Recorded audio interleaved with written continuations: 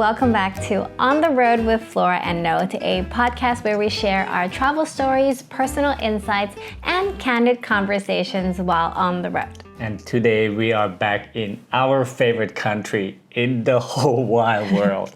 We are back in Thailand and we are currently in Bangkok. And for those of you who rather listen to our podcast instead of watch our podcast, we are also on Spotify and also Apple Podcasts.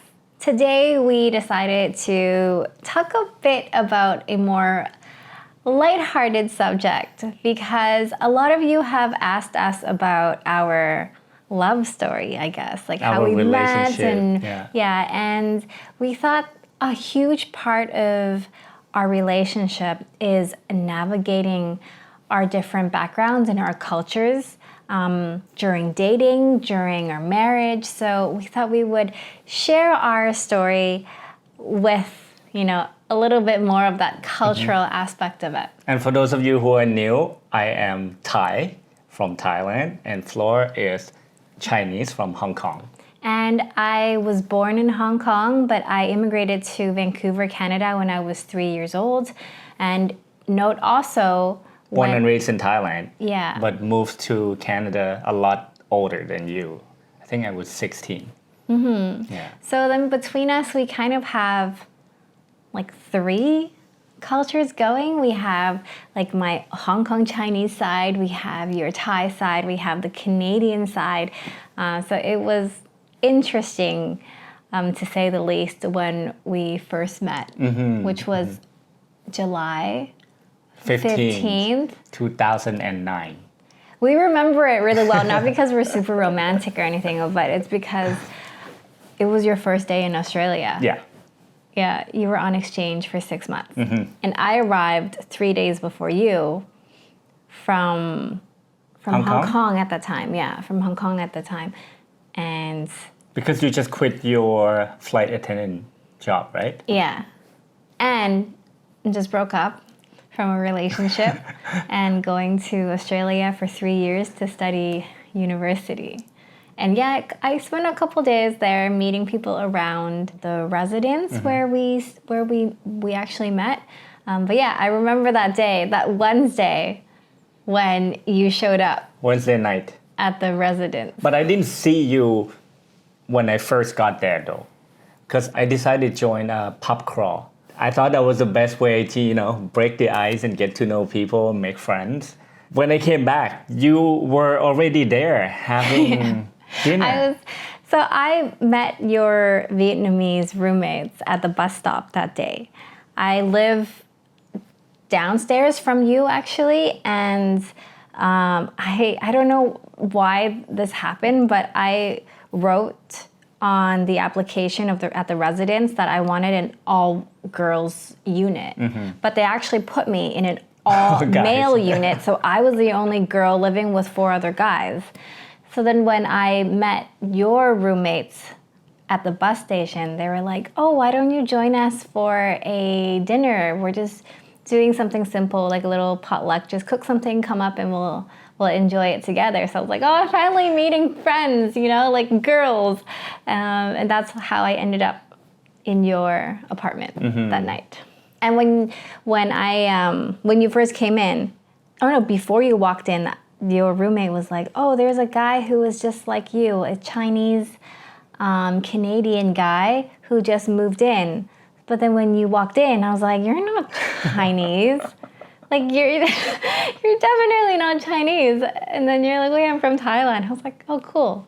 Never met anyone from Thailand before. And then I remember the way you said hi and the way you greeted me. You had this high pitch, the cutest voice. You were like, hi, I'm Flora.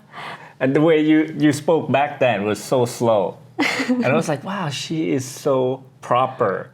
And she is so cute. But you said I was a sloth. Yeah, you were quite slow, but I thought that was cute. And then, I think I fell for you at that moment. Really? Yeah, I thought you were cute. So I was like, oh, I should get to know her better. Well, I definitely didn't fall for you then. You came home with party beads and you were drunk.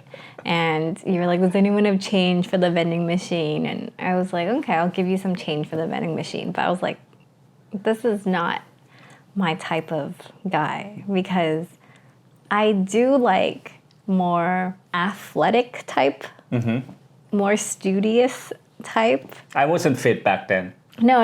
He was not like this. Long hair with a hat on. Yeah. Kind of like good boy type, I think. But then you were like tattoos. You had a couple already.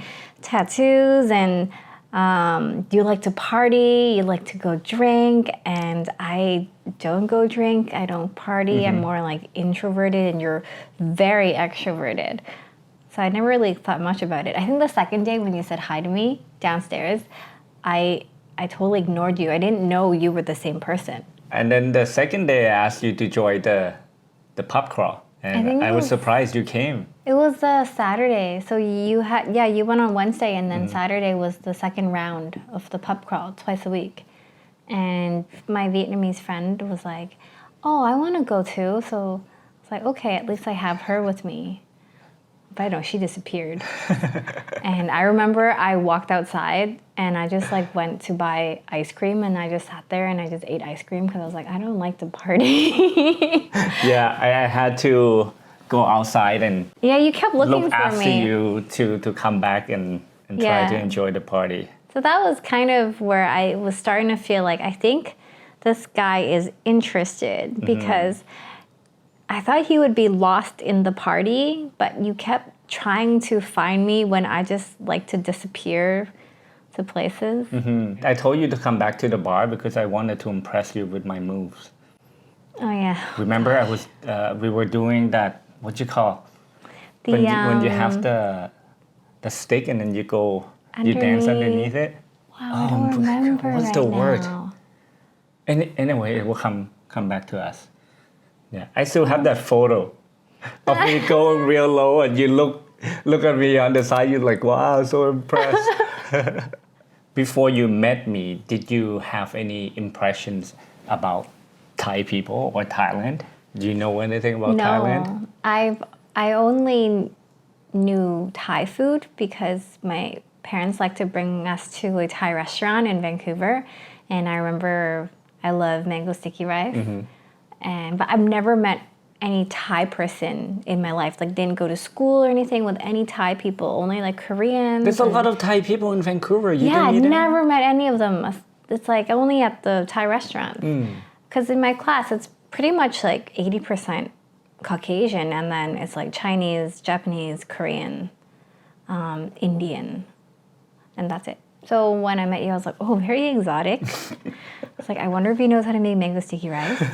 And I was like interested in your culture and your background. Because for me, it was very foreign. I think one of the first thing I told you was that I have 2 elephants. Yeah, you showed me a photo of one of the elephants. You only have 2 elephants. I was like, what do you mean you have 2 elephants? And he's like, yeah, I have elephants. I own elephants. I was like, I couldn't get my head around that. You even showed me a photo of your house. And it was like a really high ceiling inside and then like near one of the entrances. And I was like, oh. That's where we keep the elephants. It's high because you can walk up the stairs to go on the elephant or feed the elephant. So I didn't believe it. I was like, what do you mean this is your elephant's house? A little bit of context. I used to live in Pai, Thailand. My mom used to have an elephant camp. So we had 2 elephants. This was, oh man, many, many years ago.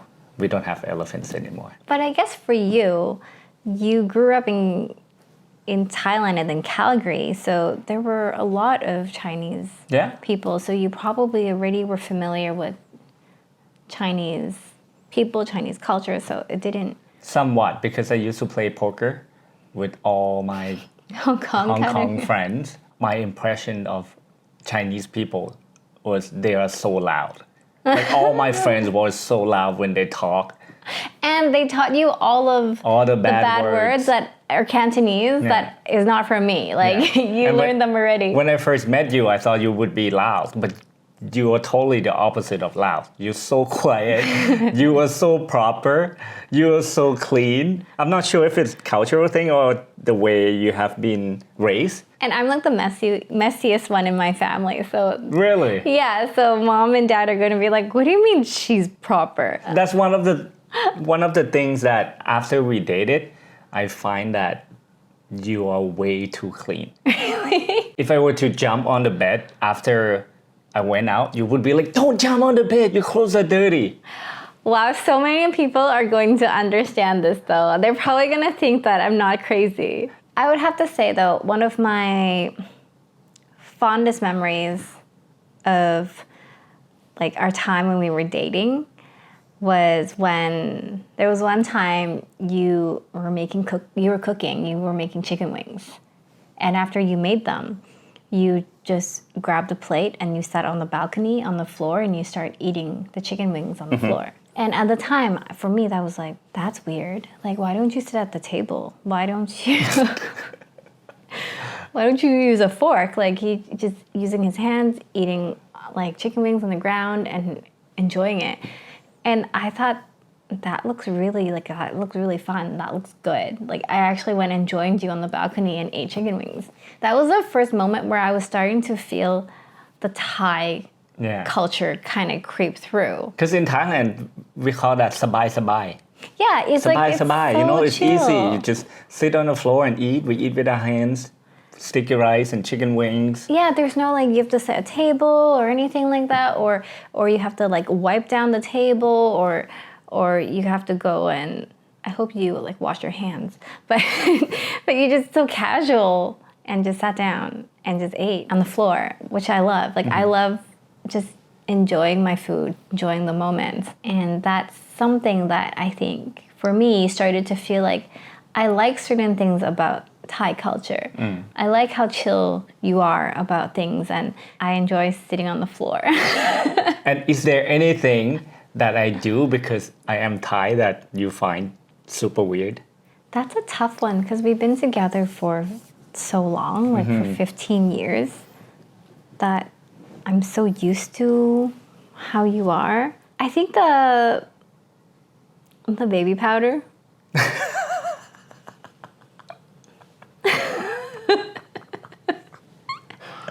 Okay. Can I mention that? Yeah, you can talk about it. That's pretty weird. So when we're in like a warm climate, okay, some context with this baby powder thing is when we lived in Canada, you never really had this habit. So I didn't really know this about you the first like 8-9 years of our relationship. It was suddenly when we came to Thailand to live, then I started seeing more Thai things about you.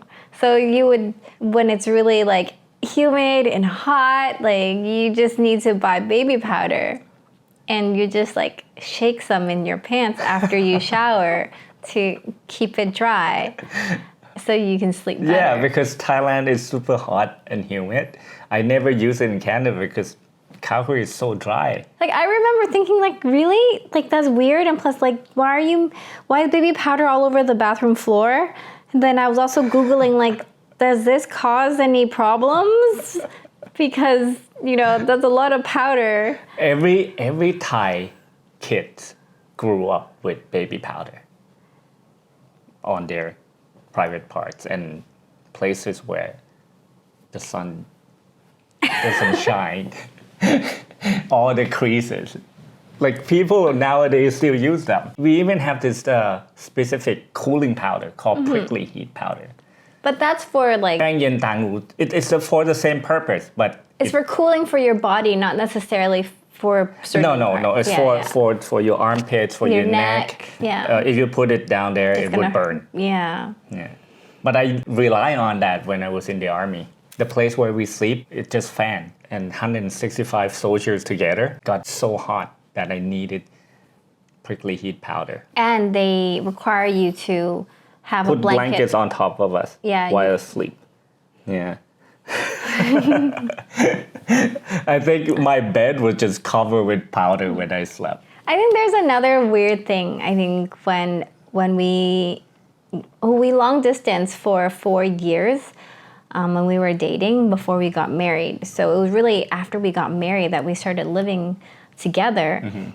And I did think certain things were weird. Like you like to make a lot of rice at one time and then you just leave it in the rice cooker. You could leave it for days. Yeah. Yeah, that Because blows my mind. when you need it and when you're hungry, just open the rice pot and eat your rice. Yeah, but that's like, for one, the rice is not as good. And then for the second point is like bacteria. But it's warm. Yeah, perfect temperature for bacteria growth. So the combination of that was weird because growing up, it's like if you cooked rice, you have leftover, you put in the fridge. And you can maybe eat it for like one more day or something. And I always thought like, that's really weird. But then when I went to visit, we went to your mom's house, same thing. And she would even be like, oh, you want to heat up the rice? And she'll just push the button again and heat it up. I was like, what? I think majority of Thai's households have a rice pot going. Yeah, that for me is crazy. When we go to stay with my parents in Hong Kong, my mom's always, because she only cooks like just enough. She doesn't like leftovers. So she'll be like, should I cook 1 cup of rice or 2 cups of rice? And then I'll be like, 2 cups. And then you would be like, 3 cups. And I'll be like, oh. Because she has the smallest rice pot. That's not enough. Yeah, but it's quite in a lot Thailand, we would use this. Yeah. This big. She doesn't like leftovers, that's why. So it was funny because my mom would always tell me, be like, I can cook him rice first thing in the morning, so it's fresh. So I was like, it's okay, Mom. He likes leftover rice. Every time we have that conversation. Leftover rice is the best. Well, I have some things that you do that I find it weird too. Really? Okay, Yeah. okay. First, you always feel bad drinking anything cold or ice. Like when we first dated, you're like, oh, ice is not, don't drink this too cold. It's not good for your health. I've been told throughout my life to avoid cold things if you want to have like good circulation, good digestive health. Like it's like a Chinese medicine kind of concept. See, I never heard of that growing up. Yeah. So for me, it's like if I can avoid cold foods, it's better because I already don't have a very good digestive system. There's also the cold food and hot food. Like before when I was like, oh, durian is a very hot food. We love eating it, but you can't eat too much. Or longan is a very hot food. You eat too much, you're gonna get a nosebleed. So like there's these things where I remember you did have like an adjustment phase where you would ask me like, is this a hot food or a cold food? Can I eat more? So I think it was you trying to understand me. Another thing is everything has health benefit. Like you would sometimes show up with a ball and be like, here, roll this on your arm. This is very good for your circulation. And you're like, here, press your thumb. This connects to your, wherever. Reflexology. Yeah, and press it, you will feel better. There was a period of time where you have this stick and you just keep hitting your thigh. Like a little hammer. Yeah, keep hitting your leg. And I was like, what are you doing? It's like, oh, if I keep hitting this, I will lose weight. No, it was increase your circulation. You can even use your hand and go like this. But yeah, I think this may be partly like a Chinese thing, but it's definitely a me and mom thing. We like alternative healing stuff and we like to try different things on ourselves. It's like food or like herbs or techniques or stretching. Like we like to try things like we feel like, oh, we'll see how we feel if it works on us or not. So a lot of the things we mentioned were kind of fun and interesting about our relationships, but there were also a lot of challenging moments, I think. Do you have any like challenge that you felt was the toughest?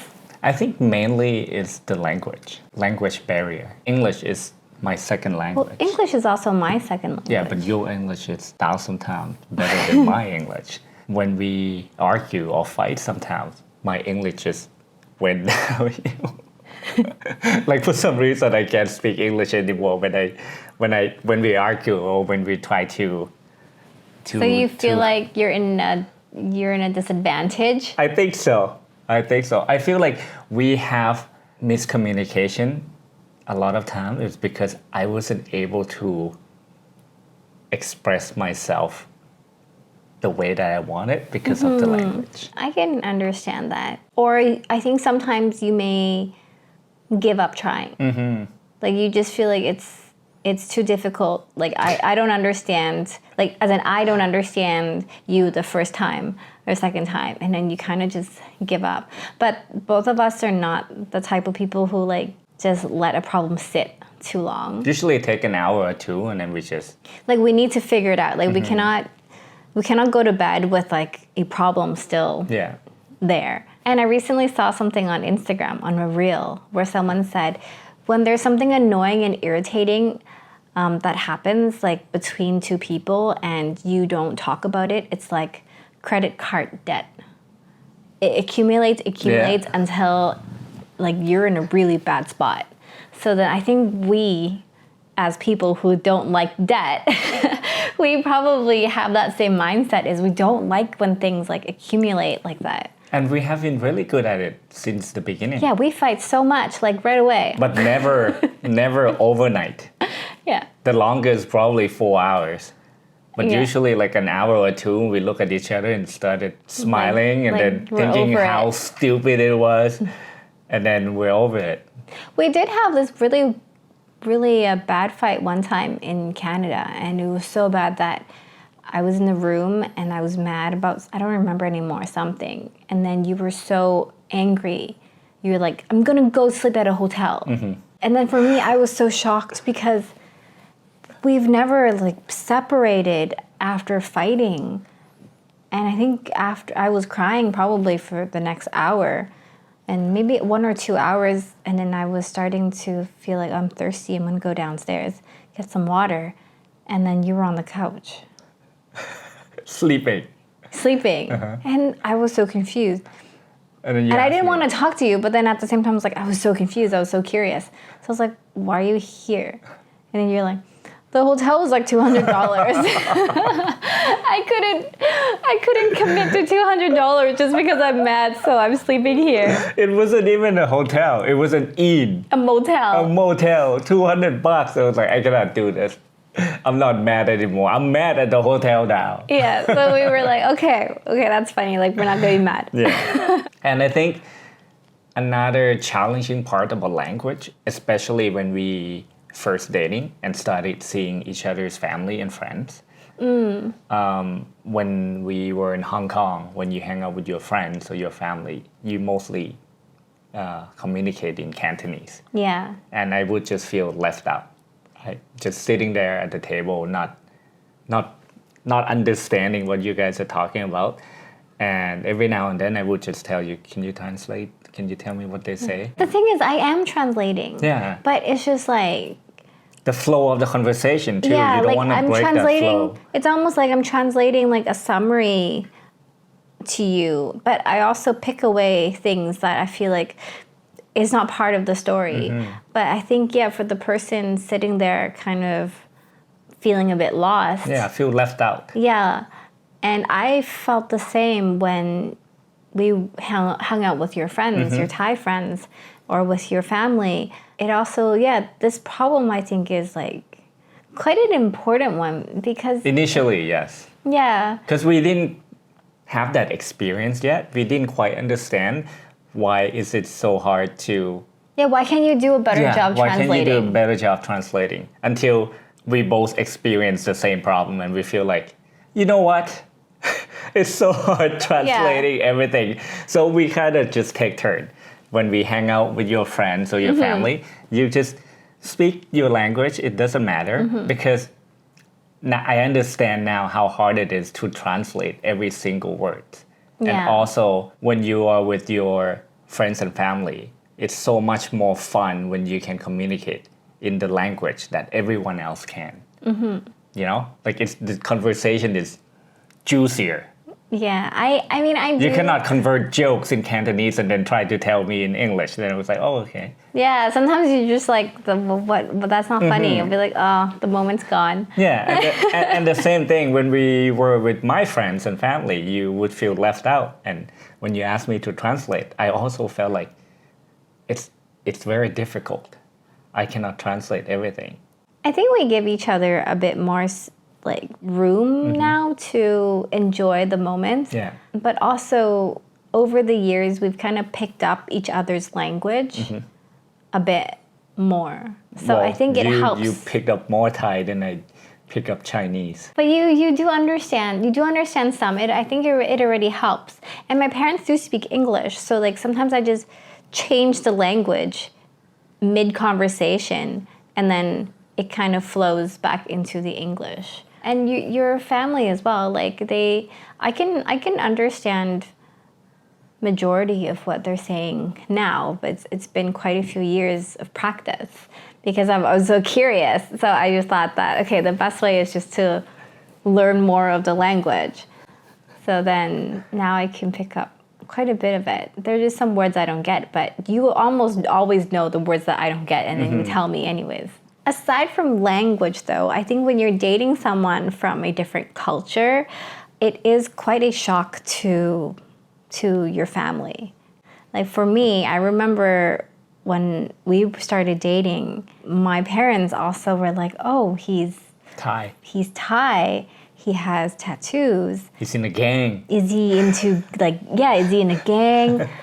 Does he associate himself with people who are kind of, like gangster or do drugs or illegal things? Like they're not sure because they were watching all these like Hong Kong triad movies where they exchange drugs at the Golden Triangle, you know what I mean? So like in their head it's just like kind of sketchy. And they also heard stories from their friends who had bad experience dealing with Thai people. Yeah, like business goes wrong or friendships go wrong, and you also kind of come off as like, I don't know, like you joke and you're funny, you're not very serious. So it's really hard for my parents initially to get to know you. I think it was our wedding that kind of was a turning point for how my family sees Thailand and Thai people, because they used to like go to Bangkok and Phuket and stuff on holidays, but in like resorts, and they don't really go do much outside. But when we got married in Chiang Mai, we brought my family and some extended family over. Friends flew over to Chiang Mai to celebrate with us from a lot of places in the world.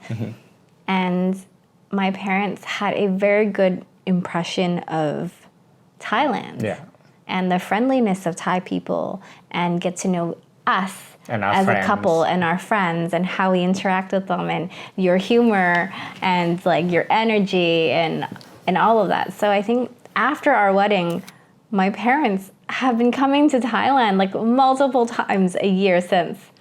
Like they're gonna be here tomorrow and spend 4 or 5 days in Bangkok with us. But yeah, it definitely takes time, and I think a lot of it has to do with the middle person. Like in this case, me. Like I have to be a good diplomat between you and my parents, and trying to introduce them, like try to introduce each other in like a positive way.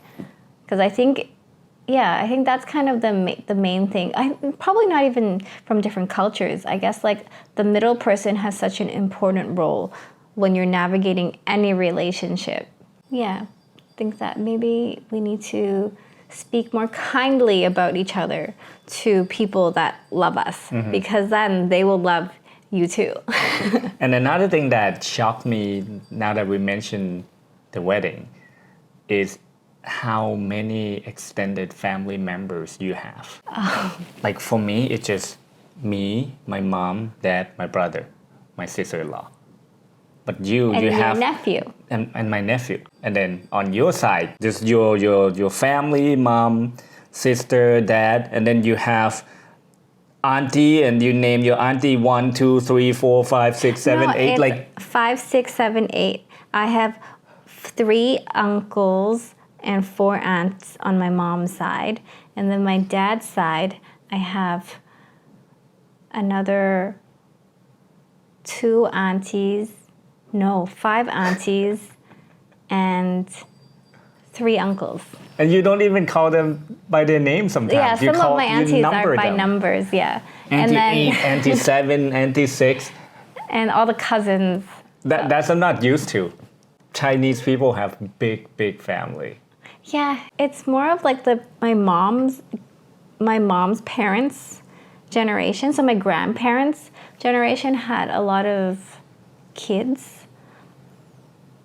But then even my aunties are starting to have less children too. So it's like it's kind of getting smaller. But you're also in like a unique situation though, as you actually have a lot of aunties and uncles, but you just were never introduced I just don't know them. to them because you really just kind of left and went with your mom. Yeah. But having said that, I think it's also a very positive thing because when it comes to Chinese New Year, you get a lot of red pockets. That was the first time you met my family, actually. You came Valentine's. over. Yeah. There was a year that was Valentine's and Chinese New Year on the same day. Yeah. So you came over and I picked you up from the airport. And that night, we were having a big family dinner. So it was the first time you were meeting not only my mom and my dad, but also my sister, all my aunties, my cousins' girlfriends and boyfriends. Like, it was a big... Like you rented out the whole venue. No, one room. Oh, really? It was like one felt big so room. big. Yeah. And we walked in, and then there was like 20, 30 people. And I introduced you, and then they started giving you red pockets, and you were just like, you were so excited. That was so much fun. Yeah. Yeah. Oh, I miss those days. But now we're married, so... We don't get red pockets. Well, we No. still do because your family Yeah, my parents and my sister. still very my generous auntie and still sometimes. giving us red pockets, but we're not supposed to be receiving them. We're supposed to be giving them now that we're married. But we only give it to our nephews. I think it's so cool to marry someone from another country, from another culture, because you get double exposure to everything, to the culture, to the traditions, the way they do things.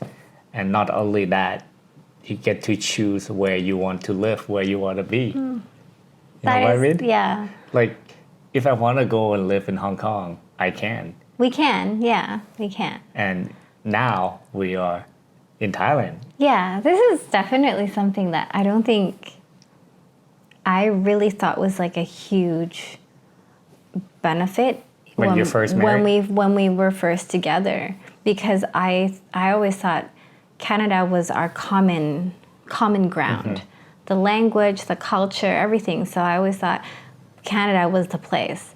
But it is pretty amazing to have the option, and like this option basically changed our life.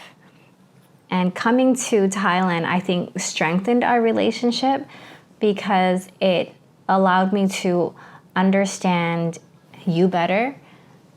You being in Thailand, it made a lot of sense. Like, it also pushes me to be closer to my root, Yeah. to understand the Thai side of me. And I think you didn't know you had such a Thai side to you when you lived in Canada.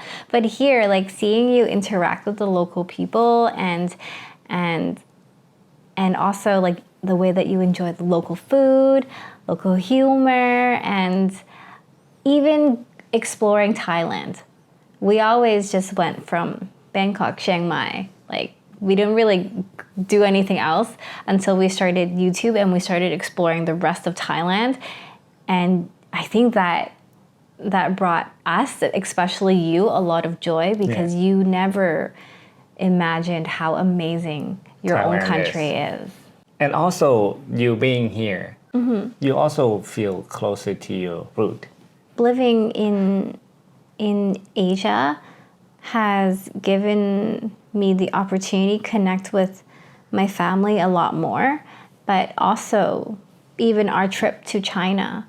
Like, there's so many things about Chinese culture that I kind of know growing up, but for me to be in China and to see places, experience, the hospitality there and talk to local people and all of that, it did bring me closer to my roots. So I think it's, for both of us, like, culture became a huge part of our relationship and continues to be a huge part of our relationship. And I almost feel that we put all of this on our main channel, on our Flora note, on our travel channel, is we do share so much about our own culture on our channel for other people to know, to familiarize themselves with. And then we try our best to show some of the other cultures that we don't know as well, but at the same time hoping that local people can also educate us on their culture. Initially, we're talking just about like dating another person, different culture, maybe like how we can be more patient and understanding to navigate this relationship, but it actually happens with all relationships. I think when we travel, we are also more patient. We try to be more understanding of other cultures. So what we are doing with each other is very similar to what we do when we go and travel the world. So I think our relationship is almost like our first big adventure together. Like, we travel through our relationship, and then now we travel together to see the world. So travel and culture kind of makes our relationship. So if you have a crush on anyone from different culture, different background, different country, go for it. Don't be shy. Don't be Go for it. scared that the differences will make it difficult. It might. Yeah. But you will adapt. You will get to compromise. learn. Yeah. And you get to learn, and you get to be at the point where you are happy, just like us. Well, we cannot guarantee their happiness in a relationship, but it is a fun experience for sure to get to know someone through their culture. And that's it for today. Thank you again for watching, and we will see you on the road. Bye. Bye-bye.